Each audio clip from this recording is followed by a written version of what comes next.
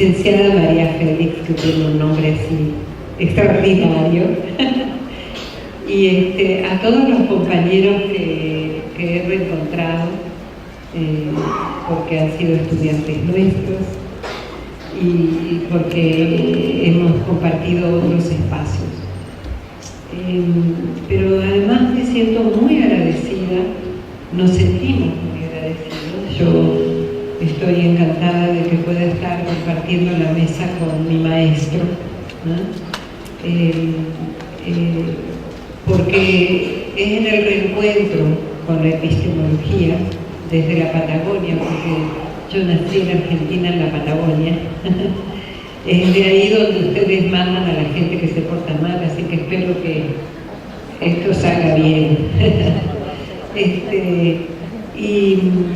Y es un gusto, entonces, desde ese abrazo amoroso entre la epistemología, que es como una palabra extraña, por lo menos para mí lo fue durante mucho tiempo, ¿no?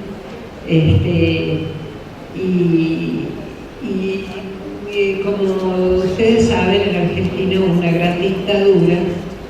Con la apertura democrática empezaron a entrar muchos textos que estaban prohibidos y empezó a ponerse de moda la palabra epistemología. Yo ya era profesora en la Facultad de Ciencias de la Educación, esas facultades que se crean exclusivamente para la tecnología educativa, donde hay muchos profesores que enseñan a profesores en ciencias de la educación que nunca pisaron una escuela, que nunca le hicieron pipí los chicos encima, que nunca discutieron con un papá y que se dedican después a la planificación. Y esto lo digo con una cierta autoridad moral en términos de que soy maestra, antes que nada, maestra de preescolar, como dijo Fernando, maestra de primaria, y he trabajado en las facultades de ciencias de la educación. Desde esa autoridad moral estoy abriendo este juicio, porque creo que el espacio de la formación de niños y de niños que a veces son niños adultos, ¿no? Es un espacio muy delicado y hay que repensarlo, ¿no? Mientras escuchaba los honores a la bandera, mientras escuchaba el himno a Guerrero, que es un himno desafiante, de colocación histórica, que dice de lo que fuimos capaces en Guerrero. Entonces, es inevitable pensar de qué somos capaces los maestros en Guerrero. ¿De qué somos capaces hoy? En la época que estamos viviendo en México. ¿De qué somos capaces cuando tenemos escuelas, no digo en el estado de Guerrero, pero sí conozco otros estados, donde las escuelas están configurando en espacios de niños sicarios, de niños que no tienen capacidad de respuesta frente a las terribles situaciones de violencia, a las terribles situaciones de angustia, de violencia intrafamiliar. Estamos hablando de escuelas públicas, estamos hablando de niños, y lo digo con mucho respeto a compañeros que son capaces, como ustedes, de pensar experiencias exitosas. Y exitosas, quiero suponer, en términos de humanidad. Porque quizás tendríamos que pensar en ese marco, pensando en lo que podríamos hacer desde la montaña de Guerrero, montaña que conozco, no tanto como los que viven allí, pero acá el maestro me va a invitar a ir por las regiones, y de lo que conozco, me pregunto qué hacemos los maestros. Desde la Patagonia al Río Grande, en este momento, el sistema educativo parece que está ensimismado en las normas, las pautas de cumplimiento, la segmentación de programas. Se supone que hay muchos programas que quieren resolver el problema de la escuela, pero la pregunta es: ¿cuál es el problema de la escuela? El problema de la escuela pasa por cada vez más normativizar, pasa porque los maestros seamos cada vez más cumplidores de la norma, o pasa por construir sentido de la norma. ¿Cuál es el sentido que tiene para los honores a la bandera, para el himno de Guerrero? Hubo maestros que tuvieron sentido. Si hubo algo fantástico en este país, fue el sentido que tuvo el maestro en la revolución. El sentido es una afectación, por eso sentido, sen es una afectación. ¿Qué nos afecta a nosotros como maestros? No tener puntajes en la carrera magisterial, tratar de jubilarme en el mejor espacio para tener una mejor jubilación. ¿Qué nos preocupa? Cumplir con la norma para tener una mejor calificación, tratar de que los alumnos que no entienden bien no vengan el día que tenemos examen de prueba enlace. ¿Qué buscamos? ¿Cuál es la onda, como dirían los jóvenes mexicanos, de este ser maestro? En este momento histórico, ¿a qué sentido llevamos? ¿En qué nos afecta este ser maestro? Nos afecta lo que le sucede a los niños, nos afecta lo que le sucede al otro, que es un legítimo otro, que está indefenso en muchas circunstancias frente a las realidades que vive, o nos interesa más, y decía recién con el compañero, seguramente vamos a charlar un rato, vamos a disentir, o nos importa poner en el centro de la cuestión de la enseñanza el currículum y dar la vida por el currículum. ¿Es el currículum por quien hay que dar la vida? ¿O es por un sujeto histórico, por un sujeto concreto? Seguramente el diseño curricular es un instrumento que me puede ayudar. Nadie está en contra del currículum.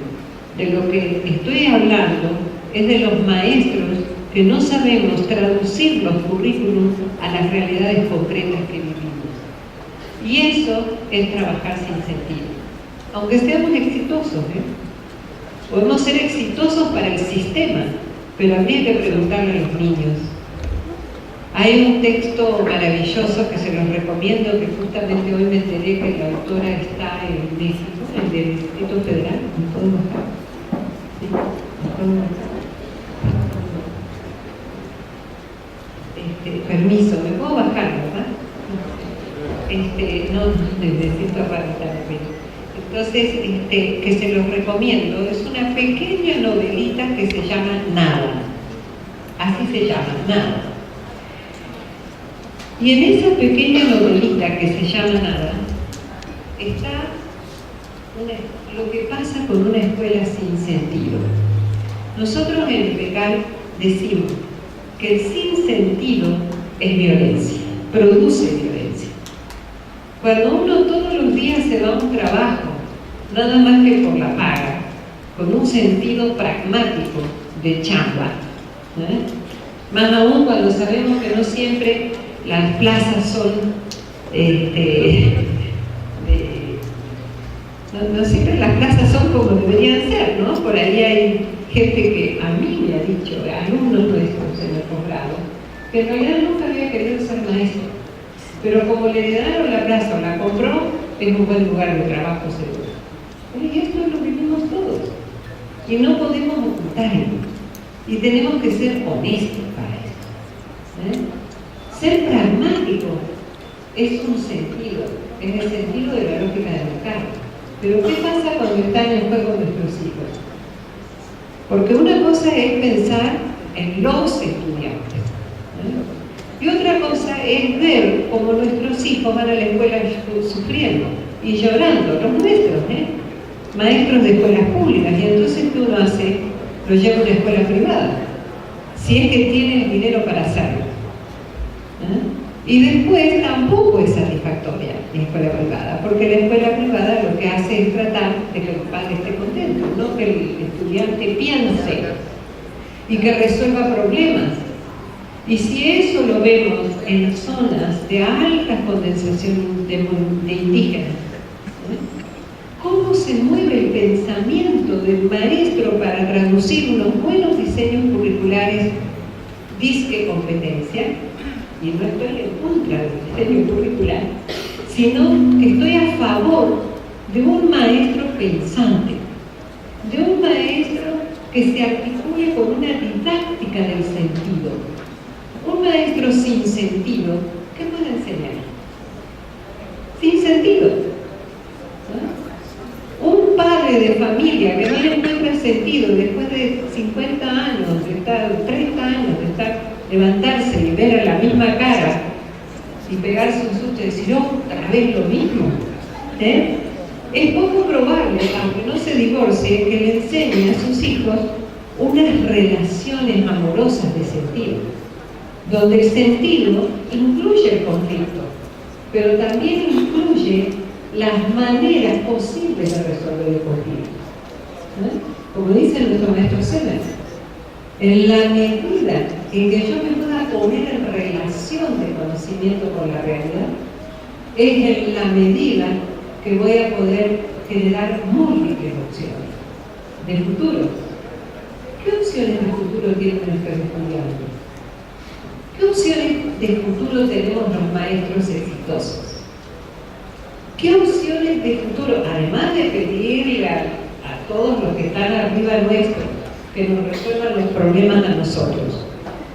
¿Qué capacidad propositiva tenemos en los microespacios escolares para poder generar ciudadanos con capacidad de respuesta frente a los problemas que no sean las mismas que están en los medios de comunicación?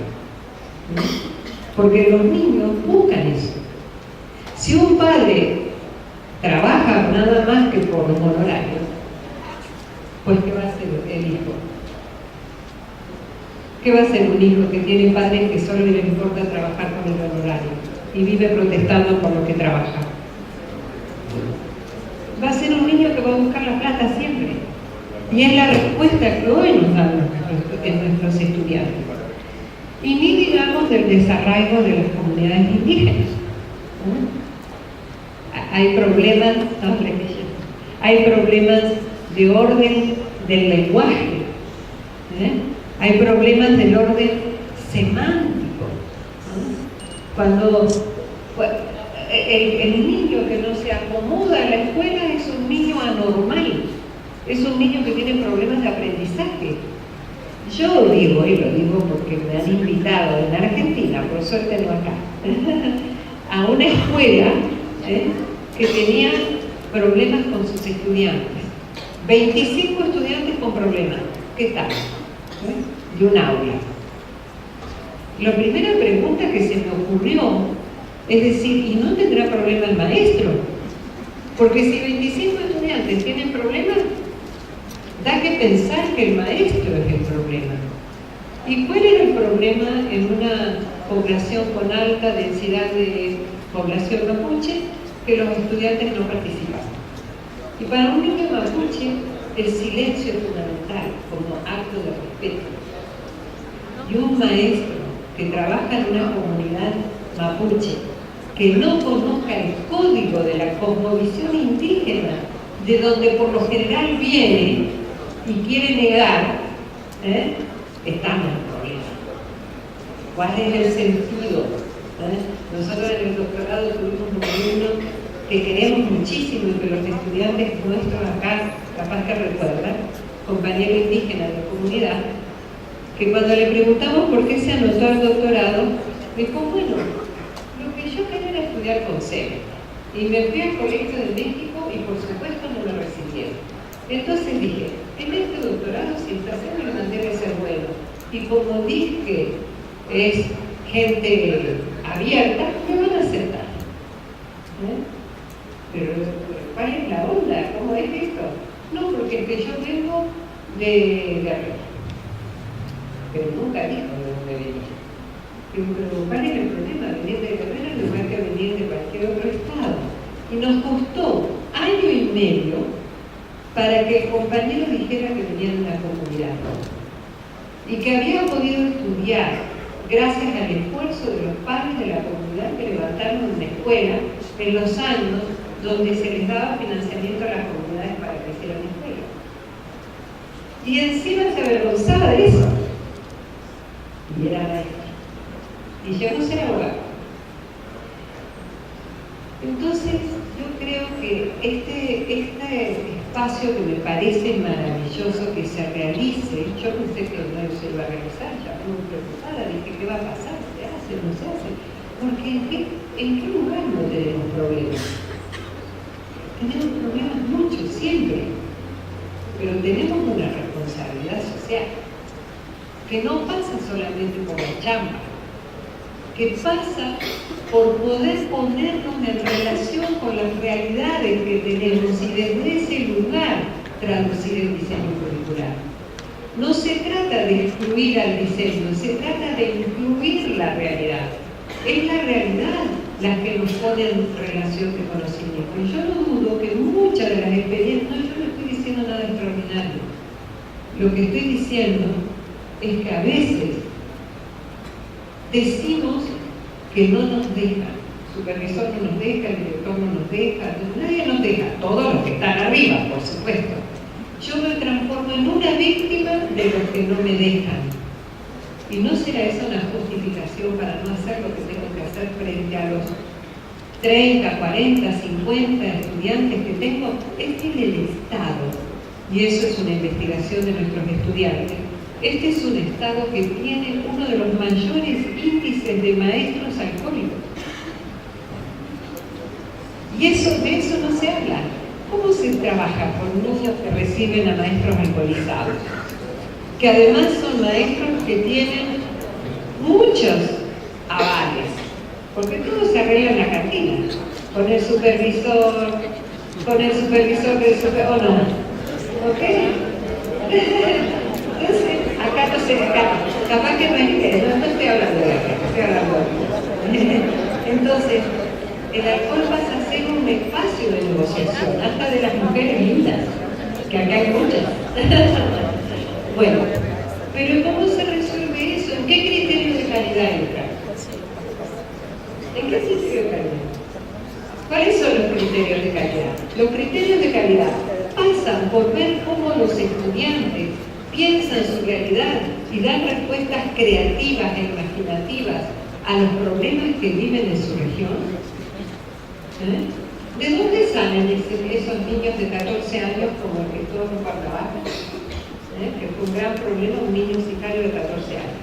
Hay muchas cosas de las cuales los maestros no hablamos, muy preocupados por los programas que tenemos que cumplir. Y hay que cumplirlos, pero sobre todo hay que ser buen maestro. No se puede ser un maestro chambeador, porque tenemos responsabilidad. Esos niños de escuelas públicas no tienen otras alternativas. Hay 1,000,000 y pico de estudiantes que dejan la escuela.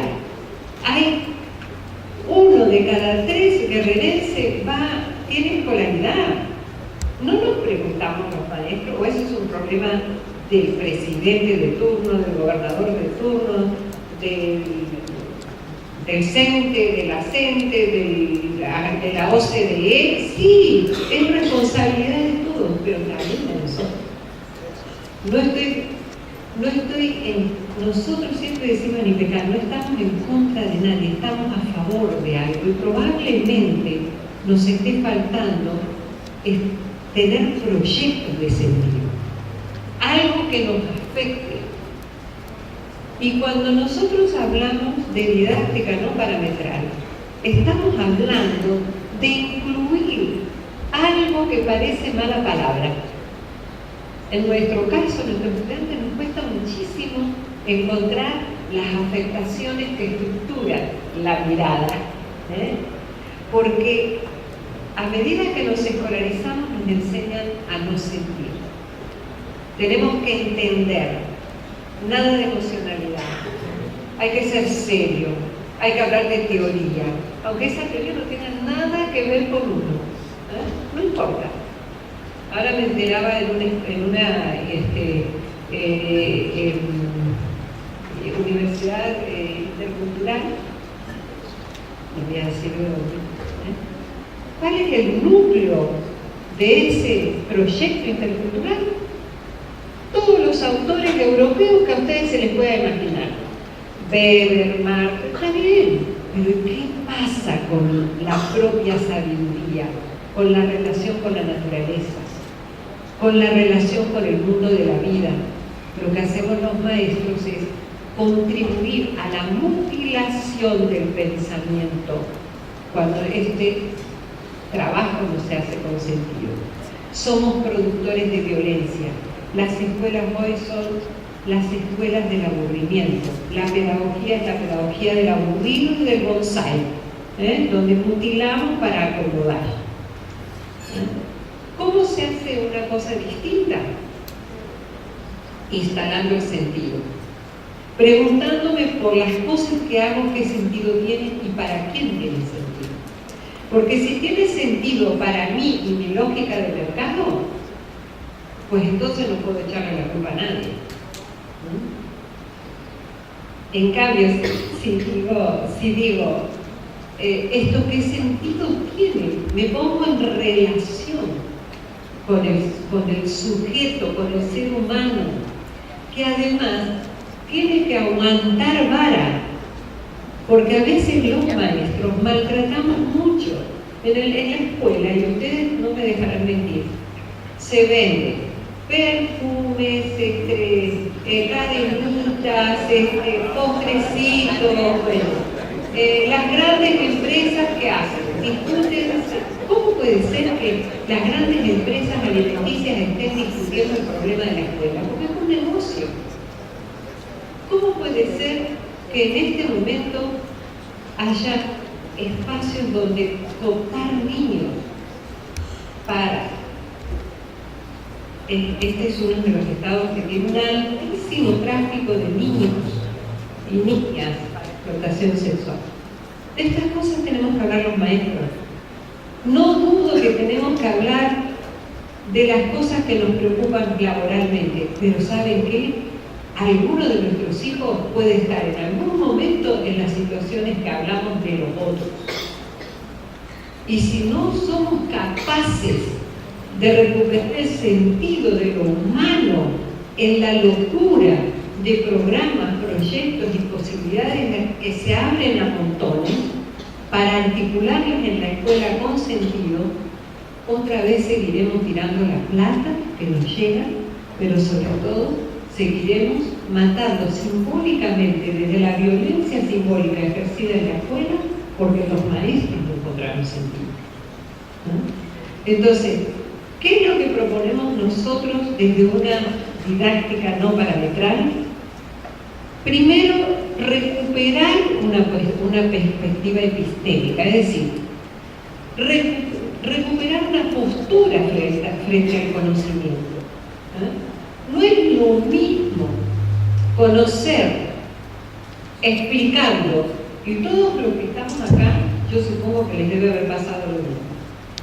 Cuando mi mamá me dijo, nena, ese muchacho no te conviene, mejor deja a ese muchacho porque ese muchacho no te verá. ¿Qué hice con ese muchacho? Me casé. Claro, por supuesto. Porque no es lo mismo. Me casé y también me separé. Y también me divertí y me sigo divirtiendo. Bueno, pero ¿qué quiero decir con esto? La escuela se vació de sentido, porque la escuela se basa en explicaciones, normas, pautas y prácticas reproductivas que no tienen nada que ver con el darse cuenta, con la conciencia histórica. Nuestra postura epistémica es no confundir no confundir información con construcción de conocimiento. Son dos cosas distintas. Los programas curriculares que promueven información, pero los maestros somos quienes construimos conocimiento. Y vuelvo a los símbolos de este periodo revolucionario. ¿Qué hubiera sido la revolución sin los maestros que fueron capaces de construir el sentido de identidad nacional? En todos los grandes proyectos que hay en el mundo, siempre la cosa pasa por lo educativo. La cuestión valórica, el sentido nos da el valor. Porque si no hay sentido, hay muerte, hay violencia contra uno mismo, y uno es el que produce la violencia. Entonces, en didáctica no parametral, la primera cuestión es entender que como dice Zimmerman, que ya lo dirá él, un erudito tonto no es lo mismo que alguien que construye conocimiento. Un erudito tonto, ¿qué? Alguien que tiene mucha información, que leyó a Foucault, a Weber, a Giddens, ¿qué más? Que se pone de moda, porque además se pone de moda. Piaget, que ya no está de moda, Vygotsky, que tampoco está de moda. ¿Quién está de moda ahora de los psicólogos? Ya no hay psicólogos. No, Tobón, con todo el respeto, que está en la competencia, ¿no? Entonces, ¿cuántas modas? Antes era Bloom, ¿se acuerdan? De Bloom, los más canosos, ¿no? Bloom. Y así se van poniendo de moda, y nosotros en la escuela consumimos todo lo que nos viene de arriba, todo. Pero cuando nos detenemos a pensar cómo lo traducimos en relación con la realidad que vivimos, ¿cuándo? Entonces, para nosotros, para ir cerrando, primero hay que tener una postura epistémica, es decir, ¿qué es para mí el conocimiento? El conocimiento es información, es explicación. Por conceptitos se aprende. Hay un problema grave con las adolescentes, la cantidad de adolescentes que se embarazan, o madres solteras. Y, además de eso, ¿qué hace la escuela? Vengo de vivir una experiencia en un estado que no voy a nombrar, que dice, no, es increíble cómo ha aumentado el índice de la adolescencia embarazada. Y estaba yo, cuando el subsecretario de Educación dice, hay que resolver esto, vean ustedes cómo lo resuelven. ¿Cómo creen que lo resolvieron?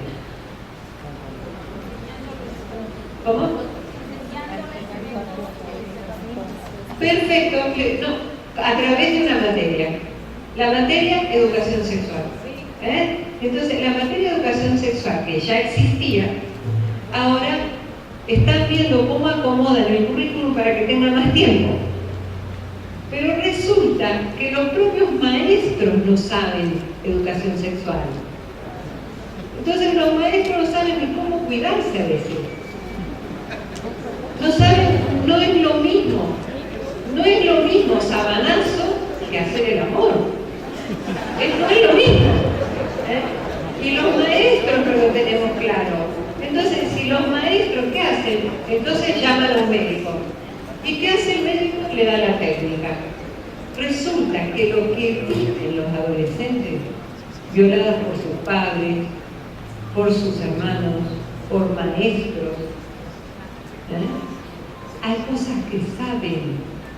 Nunca se parte de lo que el otro sabe. Siempre se parte de que el otro no sabe. ¿Cómo se va a hacer una escuela transformadora desde ese lugar?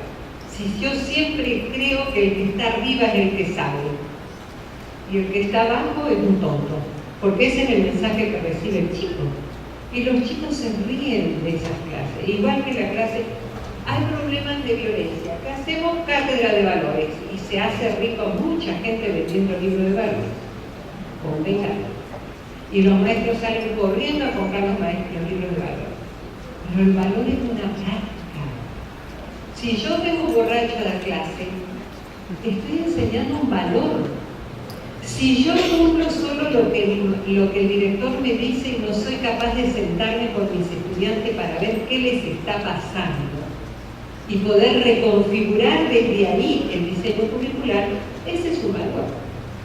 Todo el tiempo le estoy diciendo al estudiante que no sirve. Y si es indígena, peor.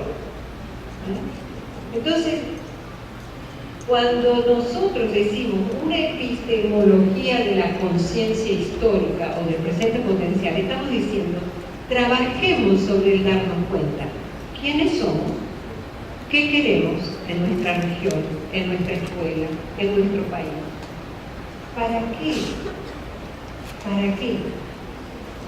¿Qué podemos hacer para conseguir eso? Y con eso se aprende historia, geografía, matemáticas, todo lo del diseño curricular. Ahora sí, para cerrar, una postura epistémica que genere darse cuenta. Invertir el orden del discurso, como estoy haciendo yo ahora, pero bueno, cuando tengo un tiempo acotado, para abrir la escucha. Esa gran enseñanza de las comunidades indígenas que tenemos que recuperar. Hay un texto maravilloso que se lo recomiendo que se llama Aprender a escuchar, de Carlos Leckendorf, que lo construye con los tojolabales. La importancia de poder escuchar. El que está arriba siempre cree que lo tiene que escuchar. Y un sabio no es el que busca reconocimiento, sino el sabio es el que busca conocer el conocimiento con el otro. Y eso deberíamos ser los maestros, aunque sea una chamba. Honestamente, yo soy maestra porque no tuve otras posibilidades económicas. Pero el resto de mi vida, elijo cada día, elijo ser maestra. No tuve posibilidades económicas de ser psicóloga, después lo fui, pero no cuando empecé. Pero eso no me dio derecho en un país donde además se mataba a la gente porque pensaba distinto, darme cuenta que lo que se hace en educación, eso no se destruye. Y miremos si no, lo que fuera el maestro revolución, nosotros seguimos haciendo, por más que vengan las reformas, seguimos dando clases igual que nos enseñaron. Nunca cambiamos nada, esa es la verdad. Cambiamos la normativa, los papeles y todo, pero damos clases y recibimos clases igual que nos enseñaron. ¿Cómo es entonces? ¿Qué cambió en la escuela? Eso costó mucha plata. Plata que se podía haber dedicado a mejorar muchas de nuestras situaciones. Entonces, conciencia histórica, darme cuenta, histórica es en el momento presente, darme cuenta, escuchar más, generar espacios de escucha, articular con la cultura los diseños curriculares que me piden, y eso sí se puede. No cortar las posibilidades, asumir que uno no tiene que saber todo, poner en el centro al sujeto y a la resolución de problemas, que no es lo mismo que la moda de la cosa problemática. ¿Se acuerdan que había una época en que andaba toda la cosa era problemática o problemática? No. El tema es poner en el centro, por ejemplo, si en un espacio la violencia intrafamiliar es mucha, pongamos ese problema y trabajemos con los estudiantes. Yo lo he hecho como maestra. Y hablamos con los chicos por qué las madres las golpeaban, por qué pasaba, se sintieron liberados. ¿Y saben por qué? Con eso trabajamos drogadicción, alcoholismo, los efectos en el sistema respiratorio, los efectos en el sistema circular. Todo lo que decía el currículum por separado lo articulamos en un problema de la realidad. Entonces, conciencia histórica, capacidad de escuchar, articulación, poner en el centro al sujeto con sus problemas para articular la ciencia, abogar por el pensar y no por el repetir como loro, la capacidad, como decía Piaget, Vygotsky y todos esos que pasaron por las escuelas, de desarrollar las funciones superiores del pensamiento. Lo que se mueve en el pensamiento no son las cosas solas. Y digámoslo, muchos de nosotros que venimos de sectores muy populares, cuando nos movimos nosotros, creímos que el mundo era otro. Y sin embargo, nuestro mundo, el que nos constituye, es el mismo. Pero nosotros cambiamos. Entonces, imagínense un Guerrero, un México, una América Latina, donde todo el mundo, cada uno, empiece a darse cuenta que sí puede transformar sus circunstancias, a pesar de la adversidad. Otro texto maravilloso es El hombre en búsqueda del sentido de Víctor Frank. Y lo digo porque alguno estará pensando, si esta porque no está en la montaña, si esta porque no está. Las montañas últimamente se usan como lugar de paso. Me consigo una plaza y me voy a la montaña y me voy rapidito, como dicen en Guerrero, en Chiapas, mochila veloz. Rapidito el maestro trata de conseguir un pase a como de lugar para otro lugar. No importan los lugares. Y acá de lo que estamos hablando es una didáctica del sentido, una didáctica que rompa el parámetro explicativo, el parámetro de la norma, el parámetro de lo dado, el parámetro de los sistemas y las creencias, el parámetro de que las cosas son como nos dicen que son. Las cosas pueden ser de muchas otras maneras y nosotros lo sabemos en la vida cotidiana. Eso es un aporte como maestra a otros maestros para decirles que sí se puede trabajar de otra manera. No es cierto que no se puede trabajar de otra manera. Pedirles disculpas porque creo que me pasé por el del tiempo y espero no haberlos aburrido, pero como este es un espacio de compartir experiencias, yo quise compartir la mía como maestra, como discípula del doctor Semelman, como fundamentalmente como una maestra esperanzada. Yo sé que nosotros podemos cambiar las cosas en México y en América Latina a pesar de las circunstancias. Yo vengo de un país donde 30.000 desaparecidos y muchos muertos me enseñaron que sí es posible, que los vivos tenemos que honrar a los muertos. Y eso también hay que aprenderlo en nuestras comunidades, donde la historia siempre vive a través de los sujetos que son capaces de hacerla vivir. Muchas gracias.